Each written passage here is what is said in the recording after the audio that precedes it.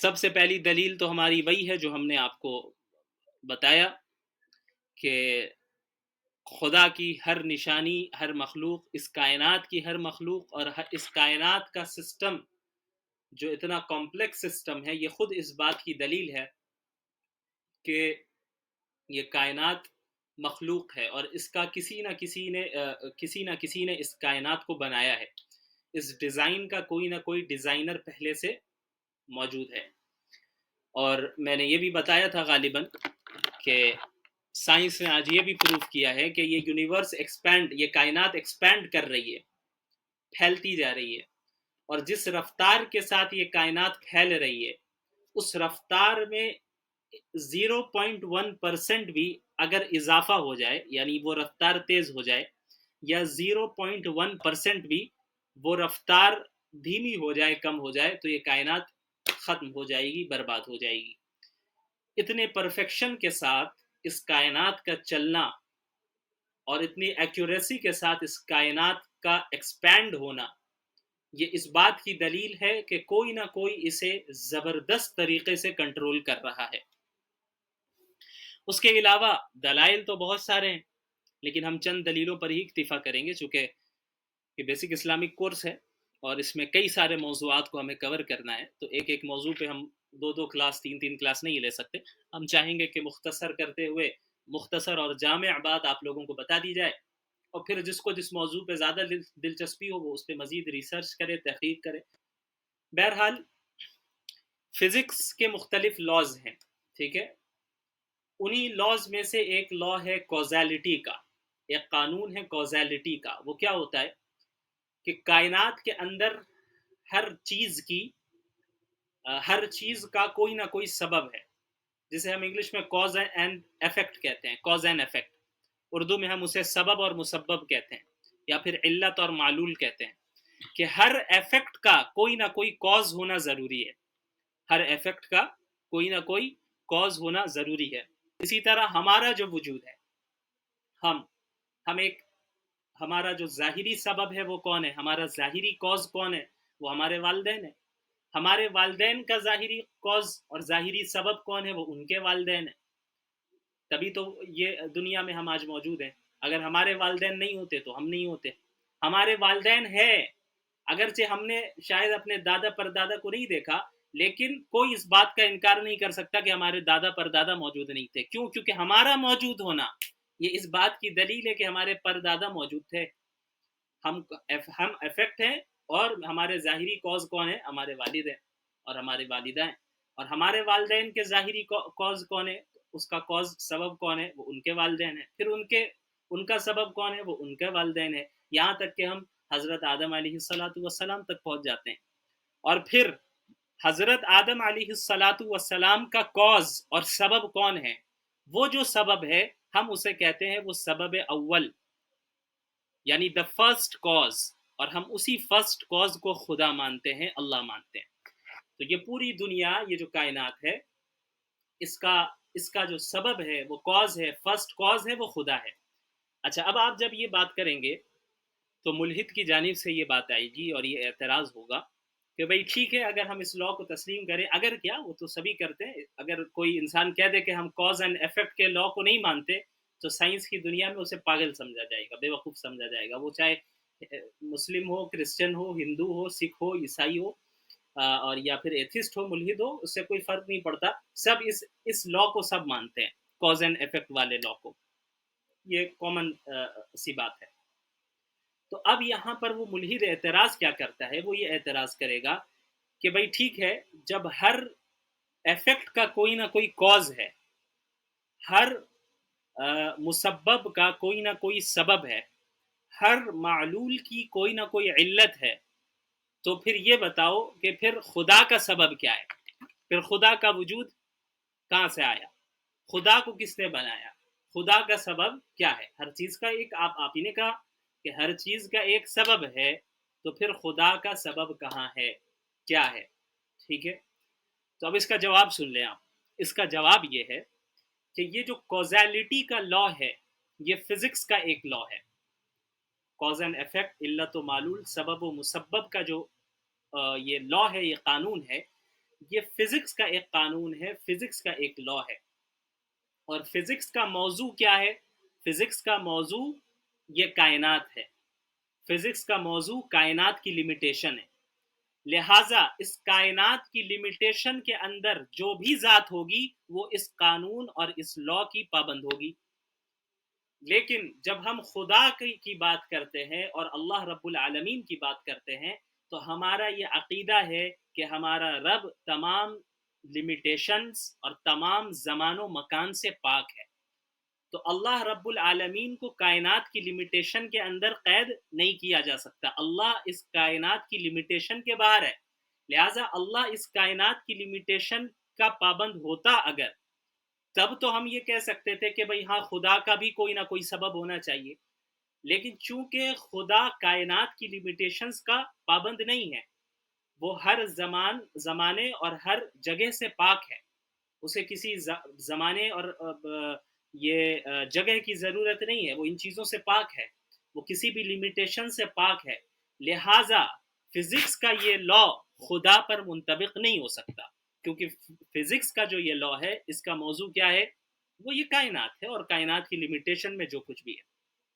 بہرحال اس کو آپ دوسرے انداز میں اس طرح اور سمجھ سکتے ہیں کہ خدا کے متعلق یہ سوال کرنا کیوں غلط ہے کہ خدا کو کس نے بنایا. اتنا اگر وہ ادھر تک آپ لے آئیں اس کو، وہ یہ تو مانے گا کہ چلو بالفرض مان لے کہ خدا ہے، تو پھر خدا کو کس نے بنایا. تو اگر کاز اینڈ ایفیکٹ کا مسئلہ ہر ایک پر منطبق کیا جائے تو پھر یہ سلسلہ کبھی ختم نہیں ہوگا. پھر خدا کو اگر کسی نے بنایا تو پھر اس کو کس نے بنایا، پھر اس کو کس نے بنایا، پھر اس کو کس نے بنایا، یہ تو سلسلہ چلتا رہے گا. تو ظاہر سی بات ہے یہ جو فزکس کا لا ہے اس کا موضوع یہ کائنات ہے، اور کائنات کے اندر جتنی چیزیں ہیں ان چیزوں پر ان اصول کا منطبق ہوتا ہے. اور وہ کائنات کے اندر جتنی چیزیں ہیں وہ ظاہر ہے کائنات کی لمیٹیشنز کی پابند ہے، اس لمیٹیشنز کے اندر ہے. اور اللہ رب العالمین زمان و مکان سے اور تمام لمیٹیشن سے پاک ہے. تو فزکس کا لا خدا پر منطبق کرنا یہ درست نہیں ہے. اب اس کو دوسرے انداز میں کس طرح سمجھے؟ اب آپ اس طرح سمجھے کہ فزکس کا ہی ایک قانون ہے تھرمو ڈائنامکس کا. تھرمو ڈائنامکس کے مختلف لاز ہیں. اس کا جو دوسرا قانون ہے the second law of thermodynamics, اس کا مفہوم یہ ہے، اس کا خلاصہ یہ ہے، اس میں جو بات بتائی گئی ہے اسے بھی کوئی انکار نہیں کرتا. تھرمو ڈائنامکس کے لاز کو کوئی انکار نہیں کر سکتا، سب تسلیم کرتے ہیں، ہم بھی کرتے ہیں. تھرمو ڈائنامکس کے سیکنڈ لا میں یہ بات بتائی گئی ہے کہ یہ جو کائنات ہے اور اس کائنات کے اندر جتنی چیزیں ہیں، جتنے میٹرز ہیں، جتنے مادے ہیں، وہ سب خرابی کی طرف بڑھتے چلے جا رہے ہیں. یعنی ایک وقت ایسا آئے گا جب اس پوری کائنات کے لیے اتنی ہیٹ یا اتنی انرجی موجود نہیں ہوگی کہ یہ کائنات اسی طرح چل سکے. لہٰذا کائنات ایک دن ختم ہو جائے گی، اور اسی کو بگ فریز کہتے ہیں. وہ کیا کہتے ہیں؟ Big freeze. کہ اس وقت کائنات ختم ہو جائے گی، کیونکہ کائنات کو چلنے کے لیے جتنی انرجی چاہیے، جتنی ہیٹ چاہیے، وہ آہستہ آہستہ ختم ہوتی جا رہی ہے. لہٰذا کائنات اور کائنات کے اندر جتنی چیزیں ہیں، چاہے ہم ہیں یا آپ ہیں یا کوئی بھی مخلوق ہو، وہ خرابی کی طرف بڑھتی جا رہی ہے. انسان جوان ہوتا ہے پھر بڑھاپے کی طرف بڑھتا چلا جاتا ہے، وہ بھی موت کی طرف بڑھتا چلا جا رہا ہے. کوئی بھی چیز ہے وہ کتنے سال رہ لے، خرابی کی طرف وہ چیز بڑھتی جا رہی ہے، بوسیدہ ہوتی چلی جاتی ہے اور ایک دن ختم ہو جاتی ہے. تو یہ پوری کائنات کا یہ ایک رول ہے.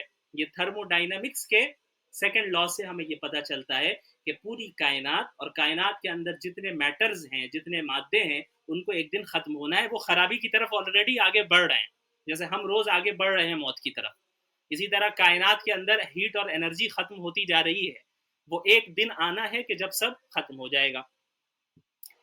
لہٰذا تھرمو ڈائنامکس کے سیکنڈ لا سے ہمیں یہ معلوم چلا کہ جب ایک چیز خرابی کی طرف بڑھ رہی ہے تو ظاہر سی بات ہے اس چیز کی کوئی نہ کوئی بگننگ اور اس کی ابتدا ہے. یعنی اگر اس کی ابتدا نہیں ہوتی تو وہ خرابی کی طرف نہیں بڑھتی. اب مثال کے طور پر اگر میں آپ سے کہوں کہ بھائی ایک انسان بوڑھا ہوتا جا رہا ہے، موت کی طرف بڑھتا جا رہا ہے، خرابی کی طرف بڑھتا چلا جا رہا ہے، تو یہ ہونے کے لیے اس کا پیدا ہونا ضروری ہے، اس کی بگننگ اور اس کی ابتدا ہونا ضروری ہے. اگر وہ انسان پیدا ہی نہیں ہوا تو بوڑھا کیسے ہوگا؟ یا مثال کے طور پر میں کہوں کہ آپ کے سامنے کھانا رکھا ہے اور وہ کھانا خراب ہوتا جا رہا ہے، تو کھانے کے خراب ہونے کے لیے کھانے کا بننا ضروری ہے. اگر کھانا بنایا ہی نہیں گیا تو وہ کھانا خراب کیسے ہوگا؟ اس سے ہمیں معلوم ہوا کہ ہر وہ چیز جو خرابی کی طرف بڑھ رہی ہے اس کی کوئی نہ کوئی ابتدا ہے، اس کی بگننگ ہے، اور اگر وہ بگننگ نہ ہوتی تو خرابی کی طرف وہ چیز بڑھتی ہی نہیں. ٹھیک ہے، اتنا آپ لوگوں نے سمجھ لیا.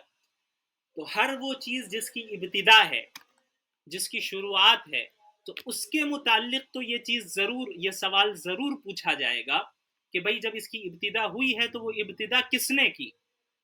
ہر اس چیز کے متعلق تھرمو ڈائنامکس کے سیکنڈ لا کے ذریعے ہمیں پتہ چل رہا ہے کہ اس کائنات کی ابتدا ہوئی ہے، اس کائنات کو شروع کیا گیا ہے. لہٰذا کائنات کے متعلق یہ سوال کرنا کہ اس کائنات کی ابتدا کس نے کی ہے، یہ تو 100% درست ہے. لیکن جہاں تک خدا کا تعلق ہے، جہاں تک اللہ کا تعلق ہے، تو یہ ہمارا عقیدہ ہے مسلمانوں کا، بلکہ تمام مذاہب کا.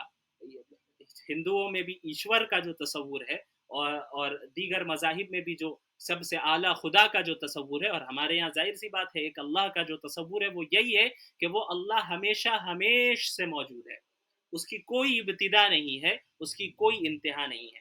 لہٰذا جس ذات کی ابتدا ہی نہ ہو اس کے متعلق یہ سوال کرنا کہ اسے کس نے شروع کیا، اسے کس نے بنایا، یہ سوال ہی سرے سے غلط ہے. لہٰذا کائنات کے متعلق جو ہم سوال تم سے کرتے ہیں کہ اگر خدا نہیں ہے تو بتاؤ کائنات کو کس نے پیدا کیا، یہ 100% درست ہے، کیونکہ تھرمو ڈائنامکس کے سیکنڈ لا سے ہمیں پتہ چل رہا ہے کہ کائنات خرابی کی طرف جا رہی ہے، اور ہر وہ چیز جو خرابی کی طرف جائے اس کا وجود میں آنا، اس کی ابتدا ہونا ضروری ہے. اور ہر وہ چیز جس کی ابتدا ہوتی ہے، کاز اینڈ ایفیکٹ کا رول یہ بتاتا ہے کہ اس کا کوئی نہ کوئی سبب موجود ہے. اور تمہارا ہم سے یہ سوال کرنا کہ پھر اللہ کا کیا کاز ہے، اللہ کو کس نے بنایا، یہ 100% غلط ہے، کیونکہ ہمارا عقیدہ ہی یہ ہے کہ اللہ رب العالمین اس زمان و مکان کی پابندیوں سے پاک ہے، بالا تر ہے، اور وہ ہمیشہ ہمیش سے ہے، اس کی کوئی ابتدا نہیں، اس کی کوئی انتہا نہیں. لہٰذا جس ذات کی کوئی ابتدا نہیں اس کے متعلق یہ ہرگز سوال نہیں کیا جائے گا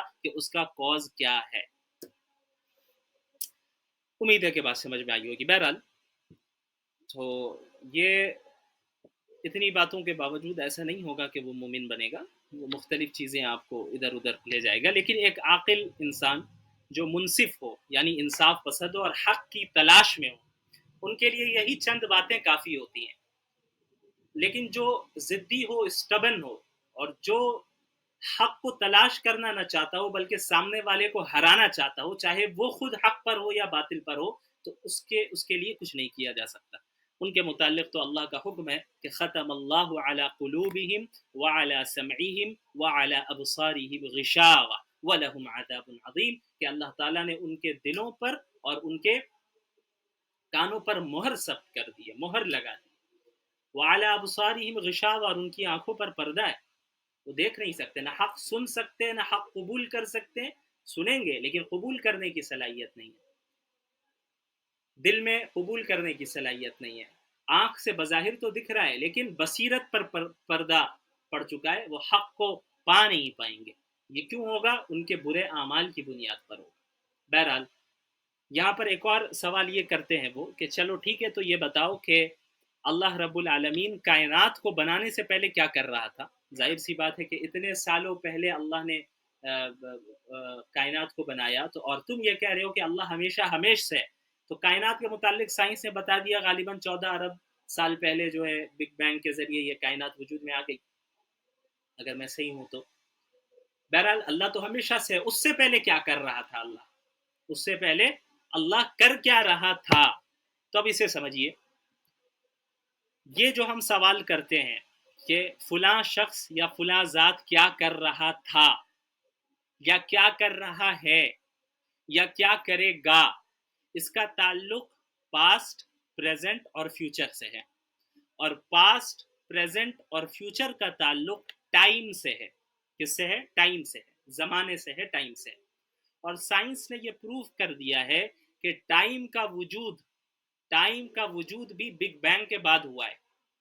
ٹائم کا وجود بگ بینگ کے بعد ہوا، یعنی بگ بینگ سے پہلے ٹائم کا کوئی تصور نہیں تھا. یعنی ظاہر سی بات ہے ٹائم کا وجود نہیں تھا. آپ کہیں ٹائم کا کوئی وجود نہیں تھا بگ بینگ سے پہلے، بگ بینگ کے بعد ٹائم وجود میں آیا ہے، لہٰذا ٹائم بھی اللہ کی ایک مخلوق ہے، اور اللہ رب العالمین ٹائم سے باہر ہے، ٹائم کے اندر نہیں ہے، لہٰذا ٹائم کے اندر جو یہ مخلوقات ہیں، ہم اور آپ اور دیگر چیزیں ہیں، ان کے متعلق یہ سوال کرنا تو درست ہے کہ فلاں شخص کل کیا کر رہا تھا، آج کیا کر رہا ہے، اور کل کیا کرے گا، یہ ہمارے لیے درست ہے کیونکہ ٹائم کی ایک لمیٹیشن ہے اور ٹائم کی ایک ابتدا ہے، ٹائم بھی ایک مخلوق ہے۔